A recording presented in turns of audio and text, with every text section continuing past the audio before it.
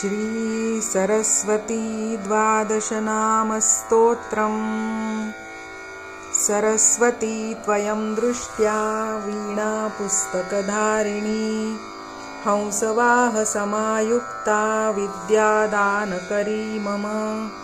प्रथमं भारती नामा, द्वितीयं च सरस्वती, तृतीयं शारदा देवी, चतुर्थं हंसवाहना, पंचमं जगति ख्यातं, षष्ठं वागीश्वरी तथा कौमारी, सप्तमं प्रोक्तमष्टमं ब्रह्मचारिणी, नवमं बुद्धिदात्री च, दशमं वरदायिनी, एकादशं क्षुद्रघण्टा, द्वादशं भुवनेश्वरी, ब्राह्मी द्वादशनामानि, त्रिसन्ध्यं यः पठेन्नरः सर्वसिद्धिकरी तस्य, प्रसन्ना परमेश्वरी।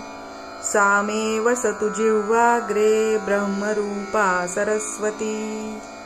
ॐ श्री सरस्वत्यै नमः।